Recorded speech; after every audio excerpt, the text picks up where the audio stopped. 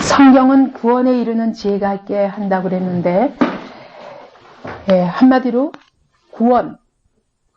여러분, 구원하면은 그게 무슨 뜻입니까? 구원이 무슨? 살려주는 거. 건져주는 거. 그러면은 성경이 필요한 이유는 우리를 건져주신다고 그랬는데 어디서부터 건져주시는 거겠어요? 죄와 사망에서 건져주시고자 하시는데 그 건짐을 받는데 필요한 지혜를 주신다고 그랬으니까 이 성경은 죄인들에게 오늘 죄로 말미암아 죽을 수밖에 없는 사람들을 건져주시는 책이라고 그랬어요. 그러니까 성경을 읽을 적에는 기본적으로 우리의 자세가 어때야 돼요? 전제 조건이 있습니다. 여러분 성경을 대할 때 무슨 전제 조건이 필요할까요? 우리가 성경을 가지고 뭐 하나님의 말씀이 이렇게 얼토당토하나 이렇게 정말 믿을 수 없는 얘기들을 하셨는가. 그렇게 우리가 우리의 지혜를 가지고 성경을 보면 그렇게 생각할 수밖에 없을 것입니다. 근데 성경을 대하는 기본 자세가 뭐냐면 우리가 모든 인간이 죄로 죽을 수밖에 없는 자들이라는 거.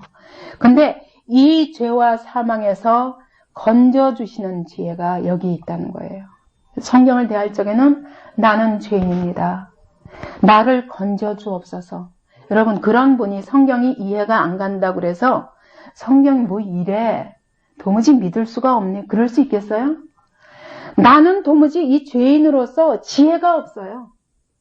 내게는 지혜가 없어서 하나님의 지혜를 받아들여야 그때 참으로 내가 지혜를 얻을 수 있거든요. 그렇기 때문에 여러분 성경을 대할 때 우리가 우리의 인간의 지혜 가지고 이것을 옳으니 그르니 판단할 수 있습니까? 절대로 없습니다. 나는 건짐을 받아야 할 물에 빠진 자예요. 사망에 빠진 자예요. 죄에 빠진 자예요. 내 힘으로는 아무것도 할 수 없어요. 하나님 나를 건져 주옵소서. 그런 자세로 성경을 대하는 것이 바로 우리가 성경 속에서 지혜를 얻는 길입니다. 성경에 천국에 관한 얘기가 있습니까? 있습니다. 그러면은 여러분 어때요? 천국이 있을까? 없을까? 부활에 관한 이야기가 있습니다. 정말 부활할까? 아닐까? 그렇게 성경을 대할 수 없다는 거예요. 우리는 깊은 죄 가운데 사망에 이른 자이기 때문에 물에 빠진 자는 어떻게 해요? 그냥 지푸라기라도 있으면 잡아야 돼요. 그죠? 그래서 정말 하나님의 말씀을 지푸라기 짚듯 내가 어찌하면 이 자리에서 빠져나오는가. 그래서 전적으로 하나님의 말씀에 의뢰하지 않으면 안 돼요. 그죠? 그럴 때 구원에 이르는 지혜를 얻게 됩니다. 그런 거에 비하면 우리가 성경을 대하는 자세가 어때요? 너무 교만해요. 내가 빠져있다는 걸 인정을 안 해요. 그리고 성경을 가지고 우리가 비판하려고 그러고 성경을 가지고 이걸 믿어야 되나 말아야 되나. 그건 있을 수 없는 일입니다. 하나님이 이 성경을 하나님의 감동으로 쓰셨다고 그랬습니다. 그거는 하나님이 친히 사람의 마음을 감동시켜서 쓰셨기 때문에 사실은 이 내용은 다 하나님이 주신 것이라는 거죠. 비록 이렇게 문자로 쓰여져 있지만 사람이 받아서 기록한 것뿐이지 하나님이 주신 것입니다. 그러므로 성경은 하나님의 말씀이므로 이 하나님이 우리를 뭐 하기 위해서 저 죄와 사망 가운데 빠져 죽는 우리를 건져내시기 위해서 주신 말씀입니다. 여기서 교훈하시고 책망하시고 바르게 하시고 이렇게 교육합니다. 그건 뭐냐면 사망에 빠진 자들은 길을 몰라요. 때문에 성경은 우리에게 길을 제시하시는 것입니다. 이렇게 하는 것이 살 길이다. 이렇게 하면 죽는다. 그것이 교훈입니다. 그런데 그대로 하지 못해요. 그렇게 하지 못할 때 하나님이 책망하시고 그리고 우리가 잘못 가는 길을 교정시켜 주시고 그리고 의로 교육합니다. 우리에게는 의가 없기 때문에 무엇이 의인지를 모르는 사람들이기 때문에 성경을 통해서만 의가 무엇인가를 배우며 훈련받아간다는 것이죠. 그렇게 해서 우리가 하나님의 사람으로 온전케 되며, 다시 말하면 인격이 온전해지며 모든 선한 일을 행하기에 온전케 된다고 그랬습니다. 그러니까 성경을 통하지 않으면 온전한 인격을 형성할 수가 없고, 성경을 통하지 않고는 선한 일을 행할 능력이 우리에게 없습니다.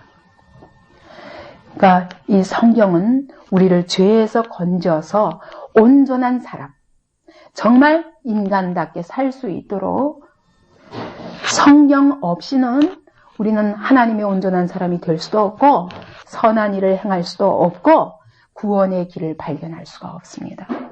그래서 신앙생활의 가장 중요한 건 이 사람이 정말 신앙이 있는 사람인가 아닌가 뭐 보면 알 수 있을 것 같습니까? 정말 겉으로 보기에는 교회도 잘 나오고 겉으로 보기에는 봉사도 잘하고 찬양도 잘하고 하는 것 같아요. 근데 정말 그 사람이 신앙이 있느냐 없느냐 뭘 보면 아냐면 성경에 대한 자세를 보면 알 수 있습니다. 정말 성경을 의존하여 사는가? 정말 하나님의 사람이라면 성경 없이 살 수 없어요. 내가 성경 없이 하나님의 온전한 사람으로 성장해 갈 수 없고, 성경 없이는 내가 이 땅에서 온전한 그 행위로 어떻게 살아야 되는가, 그 삶의 길을 찾을 수가 없어요. 그래서 정말 신앙의 사람은 성경을 의존해서 살게 되어 있습니다. 이 성경은 하나님께서 인간을 구원하시려고 세우신 계획과 성취와 완성에 대하여 쓰신 책입니다. 오직 성경만이 죄와 사망 아래 놓인 우리 인생에 대하여 길을 제시해 주시고 해답을 주십니다. 그러므로 이것을 배우고 깨달아 순종하는 자가 구원을 얻고 정말 하나님의 온전한 사람으로 성장하게 될 것입니다. 첫째, 성경의 저자는 하나님이십니다. 성령의 감동하심을 입은 사람들이 하나님께 받아 쓴 책이다. 그러니까 이거와 같아요. 대필이라는 거 있죠. 대필. 그러면은 사람은 그 옆에서 대필하는 자는 이제 종에다 받아 쓰고 말하는 사람은 따로 있죠. 그러면 여러분, 이 쓴 사람이 저자입니까? 아니면 불러주신 분이 저자입니까? 그러니까 사람들이 그래. 이것도 책이지. 이렇게 글자로, 사람 글자로 써 있는데 사람의 책이지. 근데 그렇지 않습니다. 왜냐하면 성령의 감동하심으로 말씀하신 것을 받아서 기록한 것뿐이기 때문에 저자는 하나님이십니다. 믿으십니까? 믿으십니까?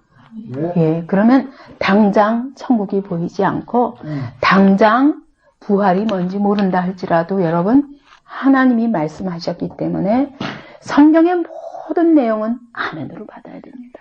여러분, 이번에 계시록을 묵상하시면서 굉장히 많이 그렇게 내가 그 천국이 그렇게 가까이 여러분에게 다가오고 정말 그 맨 나중에 최후의 새하늘과 새 땅이 여러분에게 정말 현실처럼 붙잡아졌는지 모르겠어요. 성경을 보면서 우리가 얼마나 많은 그 자기 생각 속에서 성경을 보기 때문에 하나님이 우리에게 보여주시는 것들을 그대로 받지 못하는 부분들이 많습니다. 그런데 이 자세를 바꿔야 됩니다. 두 번째, 영이신 하나님은 영감된 말씀을 통해서 자신을 계시하신다. 하나님이 영이시라고 그랬죠. 영이시기 때문에 그분은 형상이 없으세요. 영은 형상이 없어요. 여러분 영혼이 있어요? 하나님도 똑같아요. 영이신 하나님은 보여주실 수가 없어요. 근데 많은 사람들이 어떻게 합니까? 꿈을 꾸고 환상을 보고 그러면 그분이 하나님인 줄 알고 맨날 환상을 기다립니다.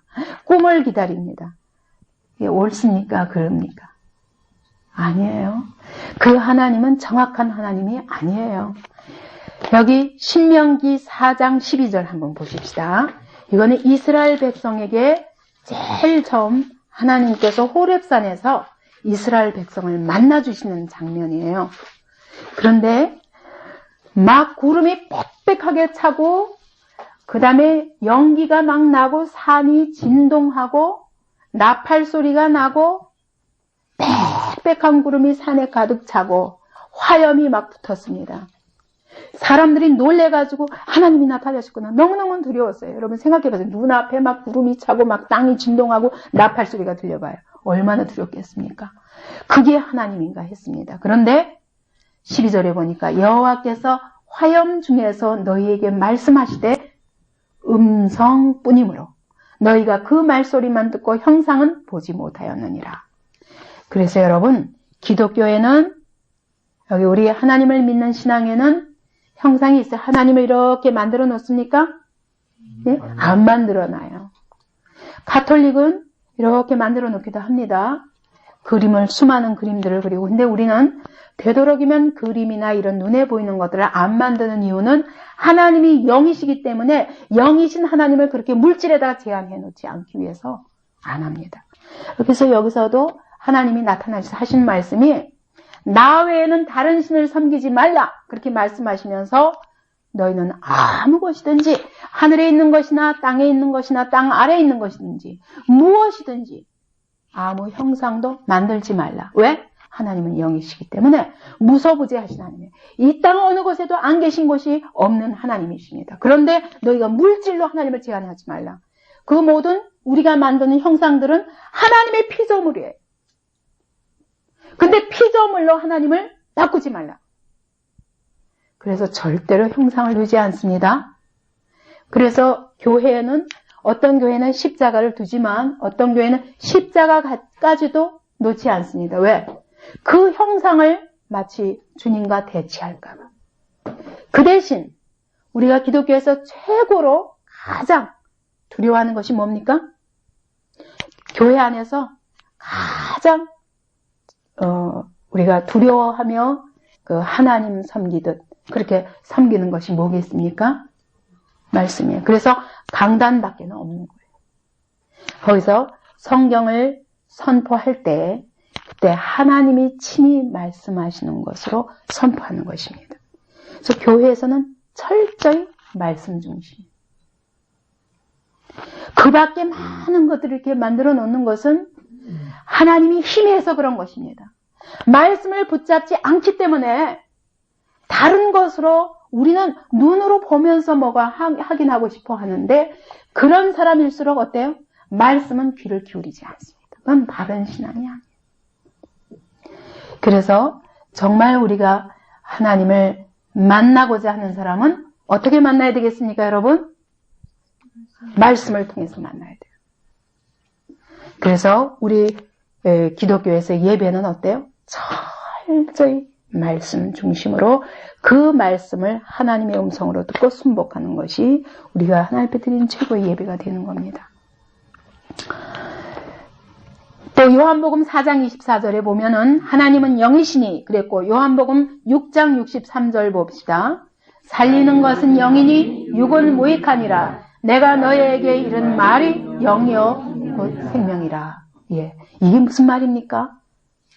영은 살리는 것이라고 그랬어요. 육은 무익하다고 그랬어요. 오늘 우리에게 육체와 영혼이 있습니다. 진짜 영혼이 사는 것은 육체가 아니라 영입니다. 그렇기 때문에 하나님이 오늘도 우리를 살리기 위해서 육체를 살리는 거 이건 떡으로 살 수 있어요. 그러나 언젠가 한 번은 죽습니다. 근데 하나님의 관심은 어디에 있냐면 우리 영혼을 살려야 돼요. 영혼을 살린다는 건 뭐냐면 내 영이 하나님을 만나야 되는 거예요. 근데 그 만나는 방법을 무엇으로? 내가 너희에게 이른 말이 영이요 생명이라. 오늘도 하나님이 말씀하셔서 그 말씀으로 내 영을 어떻게 한다고요? 생명으로 살린다는 거예요. 여러분 구원이 무엇을 통해서 이루어지냐? 꿈꾸고 하나님을 만나는 게 아니라 말씀을 듣다가 내 영이 살아나는 거예요. 그래서 예수 그리스도를 영접할 때 내가 주님을 말씀을 들으면서 예수님을 나의 삶의 구주로 모셔야 되겠구나. 그것만이 살 길이구나 하고 고백하며 예수 그리스도를 영접할 때 어떻게 해요? 내 영이 사는 거예요. 거기에 하나님의 성령이 들어오셔서 내주하시면 내 영이 사는 것입니다. 그래서 하나님이 왜 말씀으로 우리에게 나타내 주시느냐? 영이시기 때문에. 그리고 또한 우리도 하나님의 형상을 입어서 영적인 존재이기 때문에 이 영을 살리는 방법은 뭐밖에 없다고요? 눈에 보이는 것으로는 살릴 수가 없어요. 근데 이 살아계신 하나님의 말씀이 없으니까 어떻게 해요? 절에나 다른 종교에 가보면 많은 형상들을 만들어 놓고 그 형상 앞에서 절합니다. 그 형상들은 나에게 요구하는 게 없어요. 그죠? 그냥 막연히 저 형상이 나를 도와주겠지 하고 열심히 가서 비는 거예요. 내가 정성으로 빌면 내가 원하는 것을 저 형상이 나에게 주겠지. 그러나 하나님은 그런 분이 아니에요. 그분은 요구하시는 분이에요. 말씀하시는 분이에요. 그래서 우리가 믿는 것이 하나님의 은혜가 아니면 안 되는 거예요. 눈에 보이지 않아요. 이 말씀이 들려야 되는데 이 말씀이 생명을 가지고 내게 찾아오셔서 내 영혼을 살리시면서 일어날 때만 내가 말씀이 들리고 믿어지는 거예요. 이게 보통 은혜가 아니에요. 요한복음 1장 1절 3절에 보면 태초에 말씀이 계셨으니 이 말씀이 하나님과 함께 계셨으니 이 말씀은 곧 하나님이시니라. 그가 태초에 하나님과 함께 계셨고 만물이 그로 말미암아 지은 바 되었으니 지은 것이 하나도 그가 없이는 된 것이 없느니라. 그 안에 생명이 있었으니 이 생명은 사람들의 빛이라. 다시 말해서 창세기 1장 1절에서는 태초에 하나님이 계시니라 그랬는데 요한복음 1장에서는 태초에 말씀이 계시니라. 곧 하나님이 말씀이셨다는 거예요. 하나님이 자기 자신을 계시하시는 하나님이었습니다. 근데 그 하나님이 말씀 안에 생명을 담으시고 그 생명으로 사람들이 어둠 가운데 있는 사람들에게 빛을 비춰서 살게 하시는 그런 역사로 하나님이 우리에게 나타나 주셨다는 것을 말씀하시는 겁니다. 저는 바로 이 요한복음 1장 1절부터 4절까지를 읽다가 거듭났습니다. 성경을 구약부터 쫙 읽는데 무슨 뜻인지 잘 몰랐는데 여기서 바로 오늘 내가 성경을 읽으면서 하나님을 만난 것이구나. 내 안에 일어나는 모든 역사가 하나님이 나를 찾아오신 것이구나. 말씀으로. 그리고 이 모든 성경을 제가 하나님으로 받게 되었습니다. 여러분, 말씀을 통해서 하나님을 만나야 됩니다.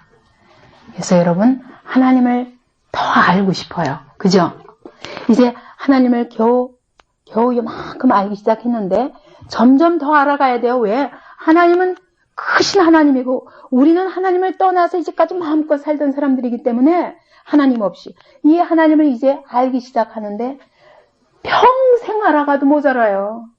그 하나님의 그 크심을 다 알 수가 없어요. 그죠? 그래서 날마다 그 하나님을 아는 것에서 자라가야 돼요. 그러는데 어떻게 하면 그렇게 할 수 있겠어요? 예, 성경 떠나서 살면 안 돼요. 성경을 통해서 하나님을 알아가야 됩니다. 늘 성경을 붙잡으시고 성경을 통해서 하나님을 알기를 사모하며 하나님이 나에게 주시는 구원의 길이 무엇인가 이것을 발견해 가야 됩니다. 그래서 하나님을 더 깊이 알아가며 하나님을 사랑하게 되고 이 말씀이 어떻게 들릴까요? 정말 하나님을 만나는 것까지 성경을 대할 때 하나님을 만나는 심령으로 대하게 돼요.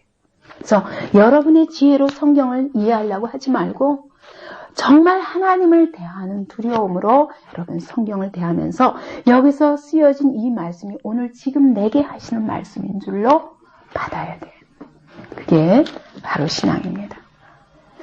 그래서 참 저 같은 경우는 그래요. 제가 제일 내가 위험에 빠져 있구나. 그때가 언제냐면 성경을 읽어도 감동이 없으면 불안해지기 시작해요. 늘 읽던 것을 그냥 이렇게 막 읽어도 어떤 때면요. 그냥 이렇게 지나가는 거 있죠. 문자처럼.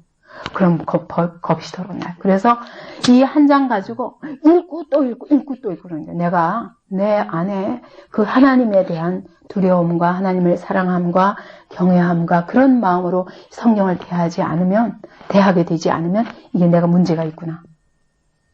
그렇게 대합니다. 그런데 어떤 경우라도 내가 어떤 어려움을 당하더라도 말씀을 탁 펴서 그 말씀을 받으면 저는 이미 해결 본 거예요. 내가 죽음을 앞에 놓고도 하나님의 말씀을 딱 받으면 아, 이것이 하나님의 뜻이구나 하면 이제 모든 문제가 해결된 거예요. 그렇게 하나님이 말씀으로 제 삶을 철저히 이렇게 간섭하시는 생애를 20몇 년 동안 살아오면서 이 말씀이 내게서 끊겨지고 감동이 없다. 이거는 아주 죽음과 같은 거예요. 그래서 여러분 성경을 늘 놓지 마시고 정말 올해는 여러분 누구나 성경 1독을 목표로 적어도 1년에 1독은 목표로 그렇게 성경을 읽으시기 바랍니다. 1독을 하는 게 해도 여러분들이 때로는 이 말씀이 이렇게 다가오지 않은 채로 그냥 막 읽게 될 거예요. 괜찮아요. 그래도 아무튼 하나님이 내게 성령으로 감동하시기까지 사모하는 마음으로 이렇게 읽어 가시다 보면 어느 날 귀가 열릴 것입니다. 그 다음에 성경의 권위. 여러분 성경의 권위 앞에 여러분 어느 정도 굴복하십니까? 성경에 기록되어 있으면 누구든지 부모나 처자나 형제나 누구나 나보다 더 사랑하면 내 제자가 되지 못하고 자기 목숨까지 미워하지 않으면 내 제자가 능히 되지 못한다. 그럼 여러분 어때요? 여기서부터 반발이 생기지 않아요? 그 성경의 권위에 무슨 말씀이든지 저도 그랬거든요. 처음에 그렇게 은혜를 받고 신앙생활 시작했는데도 어떤 부분에 예를 들면 제가 제일 먼저 걸렸던 부분이 뭐냐면 창세기부터 읽는데 이해가 안 가는 부분이 딱 걸려서 어디서 걸렸냐면 하나님이 모태에서부터 아무것도 하지 않았는데 하나님이 야곱은 사랑하고 에서는 미워하였다. 못 견디겠는 거예요. 왜 그러신 거야 도무지. 내가 보기에는 이 야곱은 약삭 빨아가지고 말이죠. 속이는 자인데 차라리 에서 보니까 남자답고 좋구만. 하나님은 왜 에서는 미워하시고 야곱은 사랑하신 걸까? 그러면 모태에서부터 그럼 내가 할 일이 뭐가 있나? 막 그 은혜를 받고도 그 하나님의 말씀을 이해하지 못하니까 막 그거 가지고 못 견뎌가지고 이걸 들고 목사님들을 찾아다녔어요. 이게 무슨 뜻이냐? 근데 누가 다 설명을 해도 나한테 안 오는 거예요. 내 예전에 그 하나님 없이 살아온 그 가치관과 이 사고방식이 안 고쳐지니까 그게 뭐 설명한다고 되겠습니까? 근데 그러고 몸부림을 치다가 어느 날 기도하다가 딱 그런 생각이 드는 거예요. 야, 네가 지혜가 더 크냐, 내 지혜가 더 크냐. 하나님은 너보다 훨씬, 하나님의 생각은 내 생각보다 훨씬 높아서 하늘과 땅과 같아서 막 하늘에 있는 것을 내가 땅에서 어떻게 미치겠습니까? 미칠 수 없는데 내가 마치 나의 지혜로 하나님의 지혜를 판단하려 하는 교만을 딱 깨닫게 하시더라고. 네가 이해할 수 있는 하나님이면 하나님이냐? 네가 이해할 수 있는 것만 말하시는 하나님, 네가 하나님 필요하지 않지. 네 지혜로 어떻게 하나님의 지혜를 깨달을 수 있겠냐? 그러니까 차라리 네가 이것 가지고 고민하기보다 이거 왜 이렇게 말씀하시냐 이러기보다 하나님 이 말씀을 깨닫게 해주십시오. 그렇게 하나님께 구하는 게 마땅치 않냐? 그런 생각이 딱 들더라고요. 그렇구나. 하나님의 지혜가 내 지혜보다 높은데 내가 내 지혜를 가지고 하나님의 지혜를 판단하고 계산해 보려고 하니까 안 되는 거예요. 그래서 그때부터는 딱 꺾고 성경의 모든 말씀에 대해서 하나님 제가 이것이 이해가 안 가거든요. 하나님 저를 깨닫게 해주십시오. 미련해서 내가 깨닫지 못합니다. 하나님이 왜 이런 분인가가 아니라 제가 미련해서 깨닫지 못하니 하나님 제게 깨닫는 은혜를 주십시오. 이렇게 구하는 것이 마땅치 아니하냐. 그래서 그때부터는 성경에 어떤 부분도 의문이 나면 표시만 해놓습니다. 하나님이 언젠가 깨닫게 해주시기를 원합니다. 그럼 그냥 지나가는. 그러다 보니까 이 성경이 새카매지는 거예요.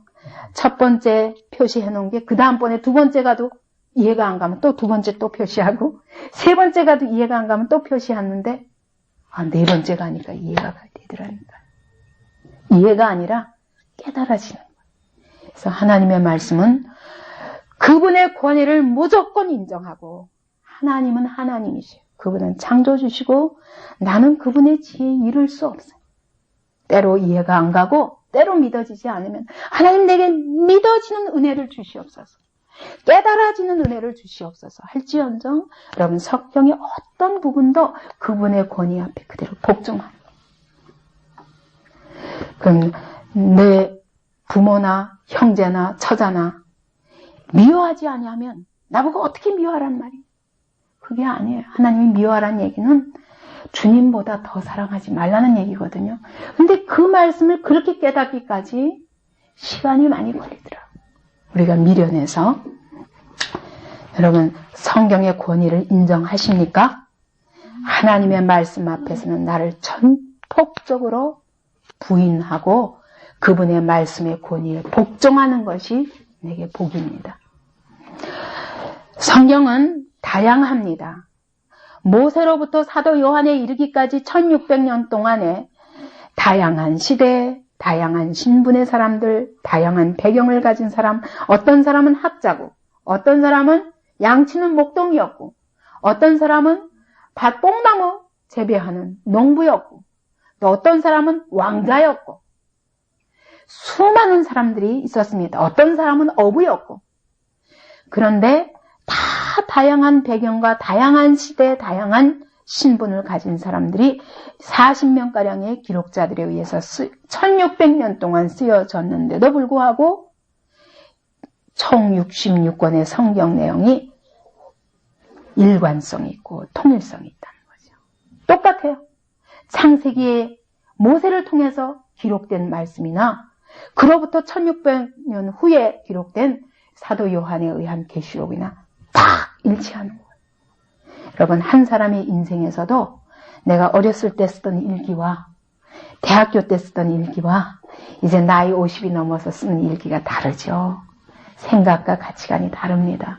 그런데 이렇게 1600년의 간격을 두고도 다 각각 따로따로 썼는데 내용이 동일하다. 그러면 이건 어떻게 된 거예요? 사람이 같을 수 없어요. 그죠? 하나님이 기록자이시기 때문입니다. 그 다음에 성경은 완전 무어합니다. 마태복음 5장 18절에 보니까 천지가 없어지기 전에는 하나님의 말씀의 1.1핵이라도 없어지지 아니하리라. 또 24장 35절에 보면 천지는 없어지겠으나 내 말은 영원히 없어지지 않는다. 여러분 하늘과 땅은 없어지는데 하나님의 말씀은 안 없어진다니까요. 시대가 아무리 가고 많은 사람들이 이렇게 말할 수 있습니다. 그건 그 시대에 일어났던 일이지 아니라는 거예요. 성경은 모든 시대를 초월해서 그리고 이 천지가 다 없어져도 하나님의 말씀은 없어지지 않습니다. 하나님의 말씀은 영원하신 말씀입니다. 그러면 여러분이 살기 위해서 오늘 현실에다 여러분의 몸을 던지겠습니까? 하나님의 말씀에다 여러분의 몸을 던지겠습니까? 어디다 던지겠습니까? 어떻게 지금 눈에 보이는 현실은 전혀 하나님의 말씀과 다르거든요. 그렇잖아요? 우리가 살아가는 순간순간이 이 말씀을 의지하면요 손해볼 것 같고 그죠? 이 말씀을 의지하다 보면 어리석어질 것 같고 이 땅에서는 아무것도 못할 것 같아요. 그죠? 그런 이율배반을 우리가 성경을 보면서 느끼거든요. 현실 속에서. 근데 어디다 내 인생을 걸까요? 이 눈앞에 보이는 현실은 안개처럼 있다가 없어지고 쓰러지고 그러는 것인데 당장 눈앞에 보이는 것 때문에 우리가 속고 있는 것입니다. 근데 시대가 지나가고 안개 같은 것들이 다 거치는 날이 오거든요. 그때도 영원한 것은 하나님의 말씀뿐이기 때문에 어떤 자가 이기느냐? 사실은 하나님의 말씀에 인생을 던진 자가 이기게 되어 있습니다. 지는 적을 못 봤어요. 말씀에 나를 걸어서 당장은 손해보는 것 같지만 세월이 지나가 보면 말씀에 나를 던진 자가 승리하게 되어 있습니다. 요한계시록 맨 뒤가 뭐예요? 결국 최후의 전쟁. 그리스도와 사단의 전쟁에서 최후로 결국 그리스도 앞에서 완전히 이기시고 사단은 불못에 던지는 광경이 계시록에 나오잖아요. 그 싸움이 어디서부터 붙었습니까? 창세기부터 붙었거든요. 그러니까 창세기와 계시록 이 중간이 전부 전쟁판이에요. 근데 당장 우리는 이 전쟁이 사단이 꼭 이기는 것 같이 보이니까 자꾸 그 줄에 서려고 그러는데 너희는 빨리 그리스도 편에 서라. 그것이 영원히 이기는 길이다. 가르쳐 주시거든요. 성경이 아니면 이 지혜를 얻을 수가 없어요. 그래서 성경을 통해서 하나님을 알고 하나님이 우리를 어떻게 구원하시고 이 세상을 어떻게 역사를 어떻게 운영하시는가, 온 우주를 어떻게 통치하시는가, 이걸 쫙 스케줄을 보고 나면 아, 내가 어디에 서야 되겠구나 판단이 서는데 여기서 빨리 벗어나서 진짜 지혜를 얻는 길이 뭐냐? 여러분 성경을 많이 읽으시고 성경이 나에게 한 아주 내 삶의 비전이 되고 내 인생의 딱 계획도가 되어야 돼요. 결국 하나님이 이대로 운영하시는데 근데 빨리 하나님의 그 계획 속에 내가 들어가야 되는데 아직도 그것을 못하면은 자꾸 발을 들였다 뺐다 아침에는 집어넣었다가 저녁에는 뺐다가 내가 이거 잘못 들어선 것 같고 그죠? 손해볼 것 같고 그렇습니다. 그런데 그래서 빨리 성경을 읽으셔야 돼요. 빨리 성경 공부하셔야 돼요. 정말 이 하나님의 그 놀라운 비전을 다 봐야 돼요. 여러분 설계도를 잘 알고 그리고 집을 지어야 되는데 설계도를 안 보고 짓기 시작하면 지난번에 삼풍백화점도 그랬잖아요. 자, 몇 층에 이 무게가 있는데 그 무게의 하중을 이길 만한 기초를 놔야 되는데 그 기둥을 그 설계도보다 약하게 넣은 것 때문에 어떻게 했어요? 어느 날 그 화려하던 빌딩이 하루아침에 와르르 무너졌던 것처럼 우리는 하나님의 계획을 따라 그 설계도를 확실히 보고 그리고 내 인생의 집을 짓기 시작해야 결단코 무너지지 않는데 이 설계도를 안 보고 내 마음대로 짓다 보면 모래 위에 져가지고 언젠가 한번 홍수가 나면 다 떠내려가는 거야. 이제까지 쌓았던 게 하루아침에 물거품처럼 다 떠내려갑니다. 그때 후회하지 말고 먼저 설계도를 확실히 보고 내 인생을 정확하게 하나님의 말씀 위에 쌓을 때만 그 인생은 결단코 무너지지 않습니다. 홍수가 나도 심판이 나도 안 무너집니다. 이와 같이 하나님의 말씀은 완전하시고 무오하다 그 얘기는 절대로 틀린 데가 없다는 거예요. 절대로 틀린 데가 없습니다. 여러분이 이해가지 않는 부분도 이것은 내가 미련해서 깨닫지 못하는 것이지 하나님의 말씀이 틀렸으리라고 하나님의 말씀이 조금 믿어야 되나 안 믿어야 되나 그런 의심을 가지시면 안 된다는 거예요. 완전하시고 무오하십니다. 오류가 없으십니다. 그 다음에 베드로전서 1장 24절 25절 보면 우리의 육체는 풀과 같고 그래서 마르고 육체의 모든 영광은 풀의 꽃과 같아서 떨어지지만 하나님의 말씀은 세세토록 있느니라. 그러니까 오늘 우리가 사실 사는 게 다 육체를 위해서 살고 있어요. 그죠? 하루 3끼 밥 먹는 게 내 영혼이 밥을 먹어야 되는 성경을 보는 것보다 더 중요하죠. 내 영혼이 어떻게 하나님 앞에 세워져 가는가 보다는 여러분이 당장 이 땅에서 어떻게 돈을 벌고 어떻게 이 땅에서 명예를 가지고 어떻게 여러분이 좋은 직장에서 승진하면서 일하는 이게 더 중요해 보일 수 있어요. 그러나 진짜 중요한 것은 그것은 우리 육적인 모든 것들은 풀과 같아서 그리고 풀의 꽃과 같아서 마르고 떨어지는 날이 있어요. 그러나 우리 영혼을 위하여 쌓은 하나님의 말씀을 먹어서 내 안에 그 생명을 차곡차곡 쌓은 것은 영원한 거예요. 그래서 여러분 육체를 위해서 이제 막 많은 시간 쏟는 것에서 이제는 여러분의 영혼을 위해서 많은 시간 드릴 수 있기를 바랍니다. 아멘. 우리의 영혼은 영원한 것이기 때문에 하나님의 말씀은 영원한 것이기 때문에 그 말씀으로 내 영혼을 배불리게 내 영혼을 건강하게 하는 것이 얼마나 큰 축복인지. 그래서 우리 육체가 시들 때에도 내 영혼이 하나님의 말씀으로 단단하게 서면 결단코 넘어지지 않아요. 어떤 시험도 넉넉히 이깁니다. 육체를 위해서 살다가 어느 날 내 영혼이 황폐한 것을 깨닫지 못하면 그때 무너지는 건 감당을 못하는 거예요. 자, 성경의 약속은 현실에서 신자의 체험을 통해서 확증된다. 여러분, 이거 여러분 증거하실 수 있습니까? 이게 무슨 말이냐? 하나님의 말씀을 오늘 내가 듣고 그 말씀에 순종할 때 그 말씀이 성령의 능력으로 내 삶에 이루어지는 것을 경험하게 된다는 거예요. 히브리서 보실까요? 히브리서 2장 3절 4절. 우리가 이같이 큰 구원을 등한히 여기면 어찌 피하리요? 이 구원은 처음에 주로 말씀하신 바요 들은 자들이 우리에게 확증한 바니 하나님도 표적들과 기사들과 여러 가지 능력과 및 자기 뜻을 따라 성령에 나눠주신 것으로서 저희와 함께 증거하셨느니라. 예. 이 말씀들이 우리의 삶의 표적과 기사와 능력과 성령의 증거들로 나타난다는 거예요. 여러분 경험하셨어요?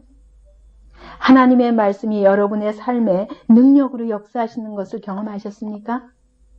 오늘 그 약속을 붙잡고 믿는 자에게 그리고 순종하는 자에게 이 말씀이 도무지 있을 수 없는 일 같은데 하나님 우리의 삶에서 그대로 그 약속을 이루시고 표적과 기사로 나타나는 것을 경험할 수 있어요. 저는 여러분 이게 무슨 일인가, 어떤 종류의 것을 이야기하나 이제 예를 들면 그렇게 여러분들이 생각하실까봐 제가 한 가지 예를 들면 제가 복음 전하다 보면은 가지각색 사람들을 만나거든요. 어떤 때는 임종 직전에 있는데 이 사람을 이게 복음을 전해야 되겠는데 내가 뭘 해줄 수 있어요? 지금 죽어가는 사람에게. 어떤 사람은 막 귀신 들려서 펄펄 뛰고 있는데 나도 무서워 죽겠는데 그 사람 눈만 봐도 무서운데 내가 뭘 할 수 있겠습니까? 근데 그럴 때마다 제가 성경의 어느 구절을 붙잡는 거예요. 하나님, 오늘도 살아계신 하나님. 예수님이 가시는 곳마다 귀신이 쫓겨나가며 그러면 하나님의 나라가 그 심령 속에 성령의 능력으로 말미암아 이루어진다는 약속들을 붙잡고 주님 저는 아무것도 할 수 없습니다. 근데 주님이 친히 오늘도 더러운 세력들은 쫓겨나가게 하시고 한 영혼의 심령에 성령으로 말미암아 하나님의 나라가 이루어지게 하시기를 기뻐하시는 주님. 오늘 그 주님이 나와 함께 계시니 나는 못하지만 주님을 의뢰합니다. 그리고 기도하기 시작하는 거예요. 주님 도와주십시오. 주님 성경에 약속하시고 이루신 그대로 오늘도 이 자리에서 이루시옵소서. 그렇게 기도하는 거예요 그냥. 근데 하나님 그대로 하시는 거예요. 그래서 제가 정말 다 죽어가던 자가 살아나는 것도 보았고 정말 귀신 들려서 펄펄 뛰던 자가 그 자리에서 펄썩 주저앉더니 잠이 들더니 멀쩡해가지고 일어나서 무슨 일이 일어나는지 모르는 거예요.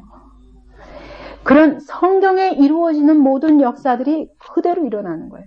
어떤 사람은 완전히 오랫동안 막 돈이 많으니까 이것저것 병원에 다 다니면서 그 병을 고치려고 했는데 못 고치고 절에 가서 늘 공양을 드리고 돈을 바치고 이러면서 이제 아이를 갖기를 원했어요. 아들 하나만 있었으면. 그랬는데 어느 날 이 사람이 이대까지 나온 여자가 그렇게 절에 가서 아주 스님을 집에 달고 살더라고요. 그런 사람에게 제가 복음을 전하다가 하나님께서 그 말씀을 전하는 중에 역사를 하시는데 말씀을 이 사람이 듣다가 그 자리에서 병이 고쳐지고 그 자리에서 갑자기 하혈을 하는 거예요. 전혀 이게 끊긴 지 오래됐었대요. 젊은 사람인데도. 근데 그 자리에서 막 쏟더니 그리고 하나님이 완전히 고치시고 하나님이 그 사람에게 그가 가졌던 기도대로 이렇게 아이를 갖게 하시고 그런 것도 보았고 우리가 사람은 할 수 없죠. 그런데 하나님의 약속의 말씀을 믿고 주님이 오늘도 그렇게 일하시는 분인 것을 믿고 그냥 순종할 때 하나님이 하신다니까요. 그런 표적과 기사들을 성경을 우리가 이거 이런 일이 있을 수 있을까? 무리를 어떻게 걷지? 오병이어 떡 2개와 물고기 2마리와 떡 5개 가지고 어떻게 수천 명이 먹고도 남지? 이해가 안 가는 일이지만 이런 일들이 오늘도 믿는 자의 발걸음에서 일어난단 말이에요. 그와 같이 우리는 삶 속에서 성경을 체험할 수 있습니다. 그 다음에 성경에는 어떤 권능이 있냐면 중생케 하는 능력이 있습니다. 히브리서 4장 12절부터 13절까지 보니 하나님의 말씀은 살았고 운동력이 있어 좌우의 날선 검보다도 예리하게 우리의 혼과 영과 관절과 골수를 찔러 쪼개기까지 하며 우리의 마음의 생각과 뜻을 감찰하여 그 앞에 하나님 앞에 벌거벗은 것까지 다 드러낸다고 그랬어요. 하나님의 말씀을 듣다가 이 말씀이 우리의 혼과 영과 골수를 찔러 쪼개면서 깊이 들어가서 어떻게 하신다는 거예요? 들어가서 뭐 하셔요? 우리 속에 숨어있는 죄들을 다 드러내시며 우리를 영혼을 수술해 주신다니까요. 그러면서 죄를 깨닫고 회개하고 중생하게 되는 것입니다. 그래서 하나님의 말씀 뭐와 같다고요? 검과 같습니다. 어떤 검? 우리 깊은 저 골수까지 찔러 들어가서 이 말씀이 그런 능력의 말씀입니다. 오늘도 말씀이 여러분의 골수까지 들어오시도록 여러분 우리를 오픈하시기 말씀 앞에 나를 여시기 바랍니다. 그래서 주님 내 속의 모든 숨은 죄악들을 드러내 주시고 나를 정결케 하옵소서. 하나님이 그렇게 할 때 우리를 거듭나게 하시고 그리고 거기에 새 은혜를 저 골수 깊이까지 하나님의 은혜를 부어주셔야 됩니다. 새롭게 해주셔야 됩니다. 제가 초신자 때는 늘 하나님께 그렇게 기도했어요. 하나님 내 여기 몸에 흐르고 있는 더러운 피 죄의 피를 다 거두어내시고 예수의 그 보혈의 정결한 피로 나를 다 바꿔달라고. 근데 실제로 막 그냥 내 모세혈관까지 하나님 저 깊은 데까지 내 속에 숨어있는 모든 죄들은 다 걷어내시고 하나님 나를 예수의 피로 완전히 새롭게 해주십시오. 맨날 그 기도했어요. 하나님 내 여기 머릿속 깊은 곳까지 내 그런 죄된 생각으로 꽉 차있는 모든 것들을 하나님 다 벗겨내서 하나님의 생각으로 완전히 바꿔주십시오. 내 속에 있는 내 가슴 속에 숨어있는 모든 더러운 미움과 모든 상처와 이런 것들을 다 끄집어내셔서 하나님의 말씀으로 나를 완전히 바꿔주옵소서. 아주 구체적인 기도를 했어요. 저는 몇 년 그렇게 기도했는지 몰라요. 하나님 오늘도 내 옛 생각은 다 거두어 가시고 하나님의 생각으로 내 머리를 채워주옵소서. 하나님 이 귀를 내가 하나님의 음성을 듣기에 너무도 둔한 이 귀를 열어서 하나님 이 듣지 못하던 모든 것을 다 부수어서 하나님의 음성이 예민하게 들릴 수 있도록 내 귀를 열어주옵소서. 내 가슴은요 하나님 사랑하기보다 미워하고 정말 나의 유익만을 구하는 그런 내 더러운 이 마음과 생각은 하나님 다 걷어가시고 주님의 심장으로 나를 바꿔주옵소서. 맨날 바꿔달라. 하나님 이 손도 바꿔주십시오. 주님의 손으로 바꿔주십시오. 이 발도 바꿔주십시오. 내가 오늘 걷는 것마다 내 발로 가는 것이 아니라 내가 주님의 발로 가기를 원합니다. 오늘도 내가 이 손으로 하는 모든 일들이 나의 손이 아니라 내 죄된 손으로 하는 일이 아니라 주님의 손으로 나의 깊은 곳에 숨어있는 죄들은 드러내시고 하나님의 생각으로 나를 바꾸어 주시며 예수의 피로 나를 정결케 해달라는 그런 끊임없는 기도가 있어야 됩니다. 그럴 때 이 성경을 읽는 가운데 하나님이 이 말씀으로 우리의 생각 깊숙이 있는 그 죄된 것들을 다 드러내시고 하나님의 생각으로 바꿔주십니다. 그래서 여러분 이 성경의 생각이 여러분의 생각이 되어버려야 돼요. 하나님의 지혜가 완전히 나의 지혜가 되고 이 나의 옛 사고방식이 다 깨트려지고 하나님의 사고방식이 내 사고방식이 돼요. 하나님의 사상이 내 사상이 되어버려야 돼요. 이게 신앙이에요. 성경을 통해서만 이것이 가능합니다. 그렇지 않고 뭐 행위 몇 개 이거 고치는 거 이거 가지고 되지 않아요. 근본적으로. 우리는 아주 근본적으로 죄된 사람들이기 때문에 이 구조 자체를 다 바꿔버려야 됩니다. 성경을 통해서만 가능합니다. 베드로전서 1장 23절에 보니까 우리가 거듭난 것은 썩어질 씨로 된 것이 아니라 썩지 아니할 씨로 되었으니 살아있고 항상 있는 하나님의 말씀으로 되었느니라 그랬어요. 베드로전서 1장 23절. 그러니까 여기 베드로전서에서 하나님의 말씀을 뭐로 비유했습니까? 아까는 히브리서에서는 검으로 비유했습니다. 날카롭게 찔러 쪼개서 우리 속에 있는 모든 것들을 수술해내는 그런 말씀입니다. 근데 베드로전서에 보면은 썩지 아니할 씨라 그랬어요. 여러분 씨에는 뭐가 있죠? 생명이 있습니다. 하나님의 말씀에는 생명이 있습니다. 근데 우리 이 육체의 생명은 썩을 생명이에요. 그러나 하나님의 말씀 속에 있는 생명은 썩지 아니하는 생명입니다. 영원한 생명입니다. 하나님의 말씀 속에 영원한 생명이 담겨 있습니다. 그래서 말씀을 들을 때 어떻게 해요? 말씀을 여러분이 아멘하고 받을 때 이 영원한 생명이 여러분의 속에 심어지는, 그래서 거듭나는 것입니다. 이 육체의 생명이 아닌 영원한 생명이, 우리 안에 영원한 생명이 들어와서 내가 전혀 내 안에 또 다른 생명이 자라기 시작하는 거예요.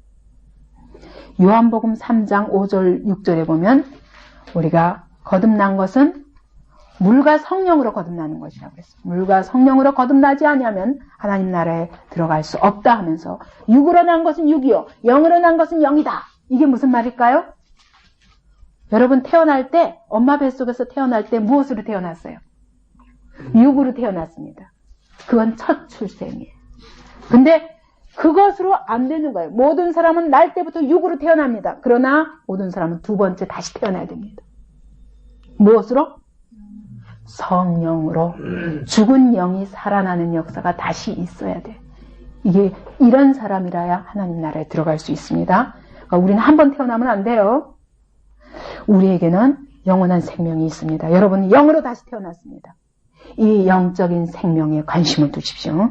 이제까지는 육체로 살았지만 내 영혼이 성령으로 말미암아 거듭났으니 이제 계속 그 영혼이 하나님 말씀으로 자라가야 되는데, 그걸 안 하니까 교회는 다녀도 내가 하나님의 말씀에 대한 믿음도 없고 또 우리 신앙생활에 생명력이 없는 거예요. 있으면 된 거예요. 나한테 없다고 말하지 말라고요. 여러분이 분량대로 다 있습니다. 그러면 그 생명을 가지고 계속 그 자리에서 전하고 그 생명을 나타내야 돼요.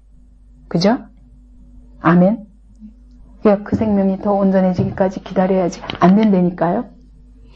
내가 받은 생명 가지고 여러분 계속 나타내셔서 다른 사람을 살리는 그런 일에 여러분의 생명이 쓰임받을 수 있기를 바랍니다. 영으로 거듭난 자는 다른 사람들을, 영으로 거듭나지 못한 사람 보면 어떻게 해요? 안타까워요. 다시 태어나야 되는데. 그러니까 계속 복음을 전하게 되는 거예요. 그죠? 그 다음에, 자, 성경의 주제입니다. 예, 그래서 여기 2번에서는 여러분, 자, 이와 같이 완전 무오하신 하나님의 말씀, 영원 불변하신 하나님의 말씀, 오늘도 우리의 삶에서 확증되는 하나님의 말씀, 그리고 중생케 하는 능력이 있으며 오늘 우리를 정결케 하사 그 영혼이 점점 이 영적인 생명이 더 강건하게 자라갈 수 있도록 하시는 이 말씀을, 여러분 그 말씀 앞에, 그 권위 앞에 여러분의 모든 고집을 꺾으시기 바랍니다. 하나님이 뭐라고 책망하시든 아멘 할 수 있어야 됩니다. 축복의 말씀, 칭찬의 말씀은 아멘 하면서 하나님이 꾸짖으시면 얼마나 우리가 듣기 싫습니다. 그죠? 듣기 싫어요. 그러나 언제든 아멘 할 수 있어야 됩니다. 그죠? 이것이 믿음입니다. 그래서 하나님의 권위 앞에 전폭적으로 자기를 부인하는, 그게 신앙입니다. 아멘. 그 다음에 성경의 주제는 뭐냐? 예수 이야기입니다. 구약은 오실 예수, 초림하실 예수에 대한 얘기라면, 복음서는 초림하신 예수님이 이 땅에 오셔서 무엇을 하셨는가?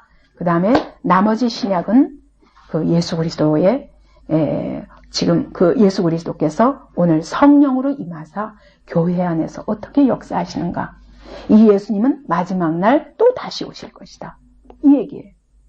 그러니까 성경 전체가 예수 얘기입니다. 그러니까 어떤 부분을 보셔도 여러분 항상 이 예수 이야기로 결론이 나야 돼요.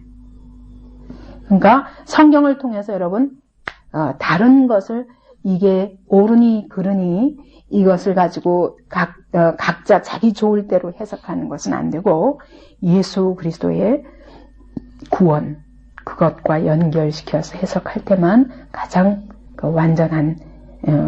완전하게 성경을 이해하게 되는 겁니다. 그러므로 우리는 성경을 통해서 예수 그리스도를 믿게 되고, 예수가 누구신가를 알고 예수 그리스도를 믿게 되고 성경을 통해서 영생을 얻게 됩니다. 이것을 구원이라고 말합니다. 성경을 주신 목적이에요. 예수를 알아야 하나님께 나아가는 길을 알잖아요. 그래서 성경을 통해서 예수님이 누구신가를 가르쳐주면서 예수님을 통하여 내게로 오라 말씀하시는 거예요. 그래서 우리는 성경을 통해서 어찌하면 예수 그리스도가 누구신가를 더 깊이 알고 그 예수 그리스도를 믿음으로 구원을 얻을 것인가. 이것이 성경을 읽는 목적이 되어야 돼. 근데 옛날에 월레스라는 어떤 그 군인이 있었습니다. 장군이 있었습니다. 이 양반은 아니 그리스도인들을 보니까 너무 답답한 거예요. 이 한심한 성경을 믿고 있는 거야. 자기가 볼 적에는. 그래서 내가 이 성경이 얼마나 거짓인가를 드러내리라. 그리고 온 세계를 돌아다니면서 2년 동안을 모든 도서관의 자료들을 수집하면서 성경이 어떻게 거짓말이고 틀렸는가를 증명하려고 2년 동안 도서관을 찾아다니면서 공부를 했습니다. 논문을 썼습니다. 1장 뭐뭐 2장 뭐뭐 하다가 그냥 굴복해버렸어요. 예수님 당신은 구세주이십니다. 부인할래야 부인할 수 없는 거예요. 증거를 찾으러 다녔는데 결국 굴복하고 말았어요. 우리가 성경을 통해서 어찌했든 예수가 누구신가 그 예수를 바로 믿고 구원을 받아야 되겠다는데 최고의 목적을 두고 성경을 읽어야 됩니다. 그 다음에 이 성경을 하나님이 주신 목적은 이와 같이 믿고 구원을 얻기 위하며 두 번째로는 하나님의 자녀로서의 온전한 인격과 삶으로 성화되어 가기 위한 것입니다. 베드로전서 2장 2절에 보면 갓난 아이들같이 순전하고 신령한 젖을 사모하라. 이는 이로 말미암아 너희로 구원에 이르도록 자라게 하려 함이라. 예, 오늘 우리가 예수를 믿고 그리고 새 생명을 얻었지만 그러나 자라가야 됩니다. 주님 오시는 날까지 자라가기 위해서 뭘 먹어야 됩니까? 어린애기니까 젖을 먹어야 됩니다. 그 젖이 뭡니까?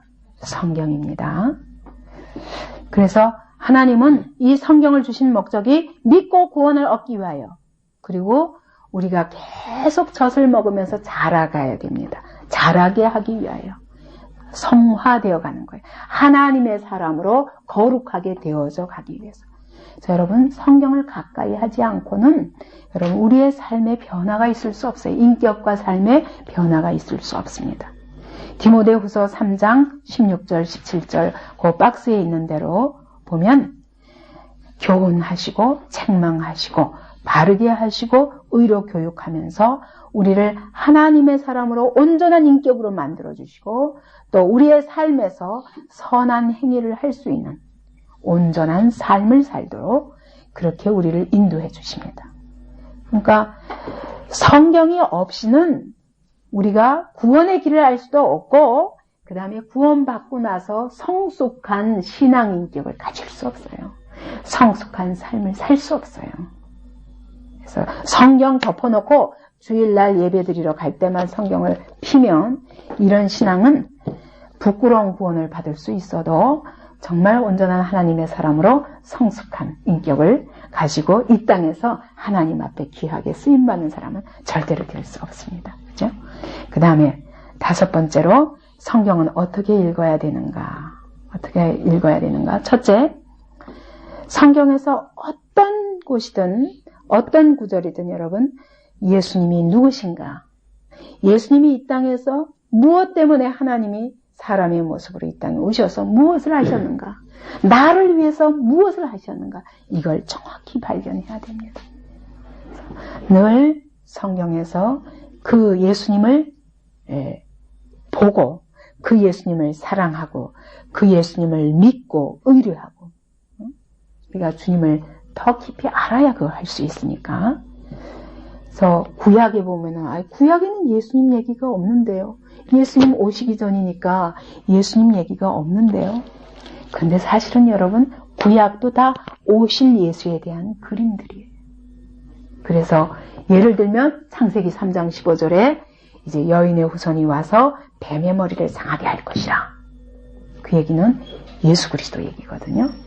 그리고 또 구약에 보면은 출애굽기에서 이제 어린 양의 피로 이스라엘 백성들을 이렇게 애굽에서 건져내시잖아요. 장자제 양을 통해서.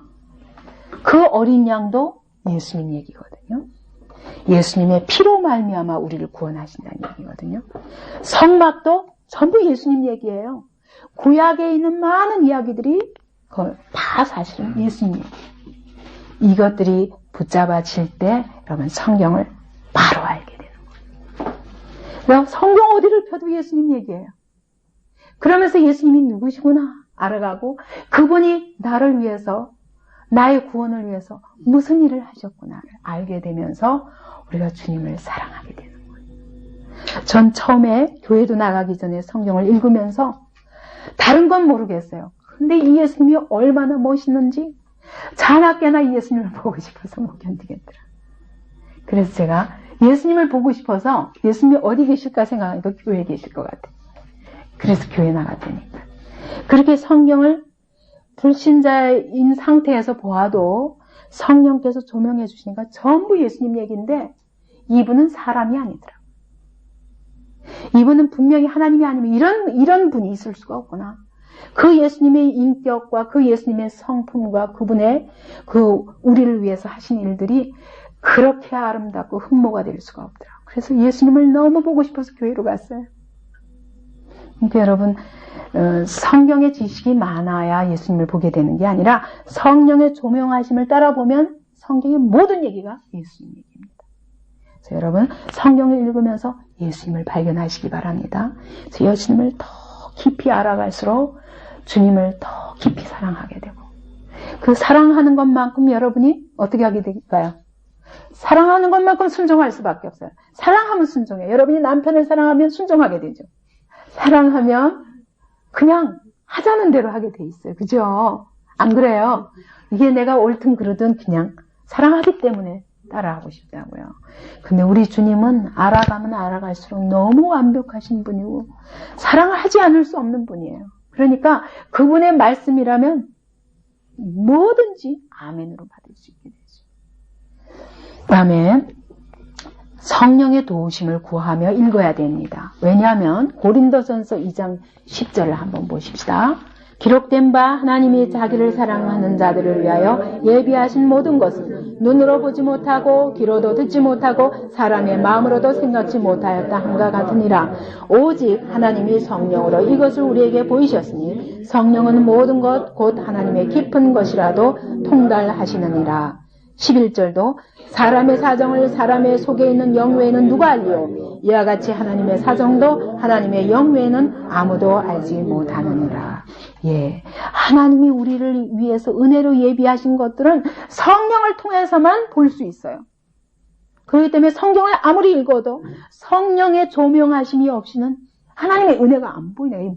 무슨 말이야 이게 어쨌다는 말이야. 그런데 성령께서 조명해 주실 때 하나님이 우리를 위해서 예비하신 은혜가 이렇게 큰 것이구나 깨닫게 되는 거예요. 그래서 성령의 도우심 없이는 성경을 바로 읽을 수 없습니다. 그래서 여러분 성경 읽을 때 어떻게 해야 되냐면 성령님 오늘도 내 눈을 열어 보게 하옵소서. 하나님이 우리를 위해서 예비하신 은혜가 무엇인지를 깨닫게 해주십시오. 그렇게 기도해야 됩니다.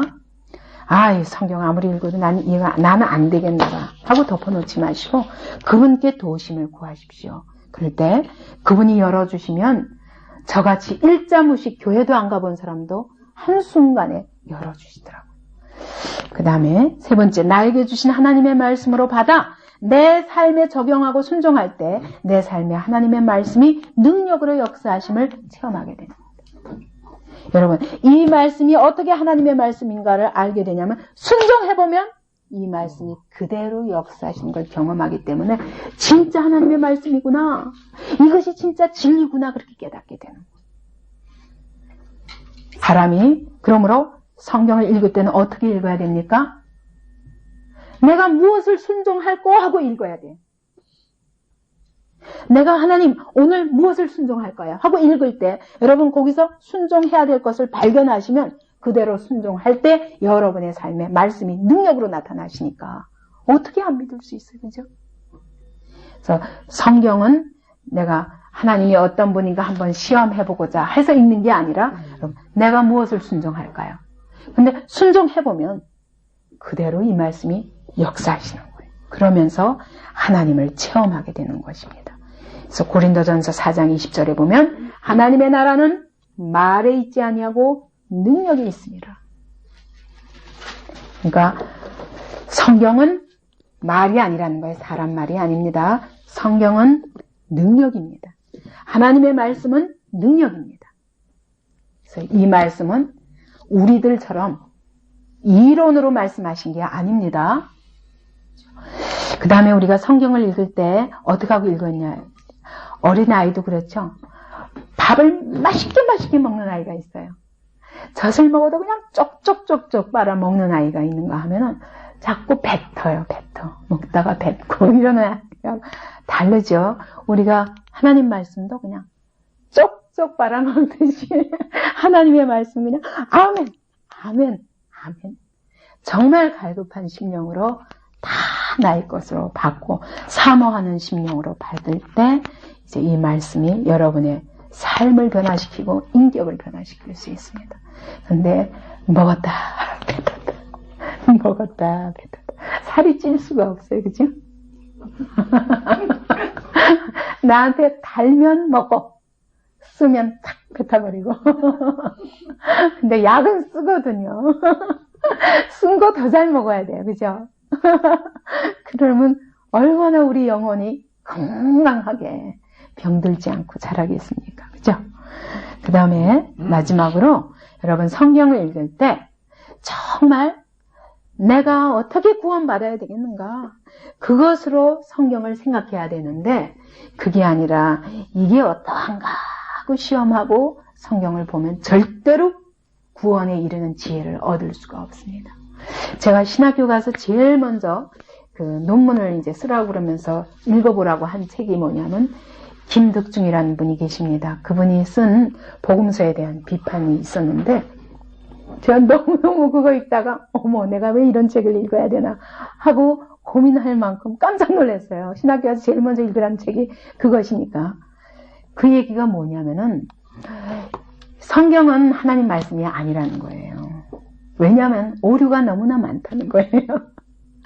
그래서 막 그냥 이 틀린 부분만 다 끄집어내더라고요. 그러면서 이 성경의 신약의 이 모든 예수님에 관한 이야기들은 제자들이 자기의 스승을 신격화하기 위해서 제자들이 만들어낸 신화다. 그래서 오병이어의 기적, 무리를 걷는 사건, 뭐 여러 가지 이런 것들은 있을 수 없는 일이라는 거예요. 근데 제자들이 만들어낸 얘기다. 예수님을 더 많은 사람들이 존경할 수 있도록 하기 위해서. 그러면서 성경에서 어쩜 그렇게 오류만 뽑아내는지, 그래서 그런 눈으로 보면 절대로 성경이 믿어지지 않죠. 그리고 성경에 있는 비밀이 열리지 않습니다. 그러니까 자기 오류에 빠지는 거예요. 성경은 나의 구원과 연관해서 성경을 읽어야지 그 밖에 다른 목적으로 읽을 때 절대로 성경이 나에게 아무 능력이 될 수 없고 그런 성경을 가지고 굉장히 장난하는 사람들이 많죠. 그래서 얼마나 많은 책들이 성경의 내용을 가지고 뭐 예수님은 마리아와 막달라 마리아와 결혼을 했었다 이런 것들만 뽑아내면서 성경과 거꾸로 가는 그런 많은 책들이 있습니다. 그런데 참 불쌍한 일이죠. 그래서 우리는 성경 어떤 부분도 나의 구원과 연관해서 봐야 됩니다. 여러분 계시록을 받을 수 있습니까? 마지막 날 새하늘과 새 땅이 처음 것과 처음 땅은 다 지나가고 그것이 변하여 새하늘과 새 땅으로 변하는 그날이 오리라고 성경에 이렇게 써 있는데 믿어집니까? 이것이 우리가 이제까지 여기 땅만 바라보고 이 땅에서 육으로 나서 이렇게 살았던 사람들이 그게 받아질 수가 없어요. 그런데 성경은 무엇입니까? 하나님의 말씀입니다. 내가 이해할 수는 없지만 하나님이 말씀하신 그것을 아멘으로 받으며 하나님 나에게 믿음을 주시옵소서. 그럼 처음부터 믿어지는 건 아니에요. 성경을 다 통해서 하나님을 깊이 알면 알수록 아멘 되는데 그만큼 성경을 안 읽었다는 얘기고 성경을 통해서 여러분 구원의 길을 알기를 사모하며 연구하지 않았다는 얘기거든요. 근데 여러분 내가 당장 내 믿음 안에서 그것이 당장 받아들여지지 않더라도 하나님 그 새하늘과 새 땅이 뭔지 내게 더 깊이 알 수 있는 은혜를 달라. 그것이 나에게 더 가까운 현실이 될 수 있도록 하나님 나를 이렇게 지혜를 주시고 인도해 달라고 믿음을 달라고. 그러면서 여러분 성경을 연구해야 돼요. 정말 알기를 삼아야 돼요. 구원에 이르는 지혜가 있다고 그랬는데 우리가 구원의 길을 바로 찾아가기 위해서 여기에 다 길을 한마디로 천국 가는 약도예요. 약도. 약도를 다 그려주셨는데 난 길 몰라서 안 돼. 몰라요. 뭐 가문이 있는지 없는지. 내가 조사해보지 않고 그리고 정말 그 구원의 길을 따라 걸음걸음 걸어보지 않고 하나님의 말씀이 믿어도 되나 믿지 말아야 되나 하는 자리에 이르면 안 됩니다. 그래서 오늘 성경은 어떤 책인가 공부했는데 성경은 하나님의 말씀입니다. 하나님은 영이시기 때문에 우리에게 자신을 계시하는 유일한 가장 정확한 방법이 말씀을 통해서 우리에게 자신을 계시하시는 길입니다. 그러므로 우리의 영이 사는 길은 하나님의 말씀을 통해서 내 영이 삽니다. 하나님이 영이시기 때문에 말씀으로 오신 것처럼 내 영도 말씀을 통해서만 살아납니다. 그러므로 여러분 이제 육적으로 내가 내 육적인 배를 불리고 이 땅에서 육적인 건강을 위해서 여러분 그거 하는 것만큼 여러분의 영혼이 자라나기 위하여 하나님의 말씀에 전심전력 연구하시고 사모하시면서 성경을 의지하기 바랍니다. 성경은 하나님의 말씀이기 때문에 완전 무효합니다. 영원 불변하십니다. 오늘도 우리 삶 속에서 이 말씀이 능력으로 역사하십니다. 어떤 자에게? 믿고 의지하는 자에게, 믿고 순종하는 자에게. 그러므로 여러분 이 하나님의 말씀의 권위 앞에 철저히 천지가 없어져도 없어지지 아니하는 영원한 말씀에 여러분의 모든 것을 걸어보십시오. 말씀 앞에서 내가 이해되지 않는 것은 자기를 부인하며 말씀의 권위 앞에 여러분을 복종시켜 보십시오. 그게 살 길입니다. 그것이 구원의 길입니다. 이제 이 성경을 통해서 구원을 얻고 이 성경을 통해서 성화되어져 가는 방법을 얻습니다. 성경을 떠나서는 온전한 구원의 길을 발견하지 못하고 성경을 떠나서는 여러분 내가 오늘 어떻게 하나님의 사람으로 살아야 될지 모릅니다. 성경 떠나서 신앙생활을 할 수 없습니다.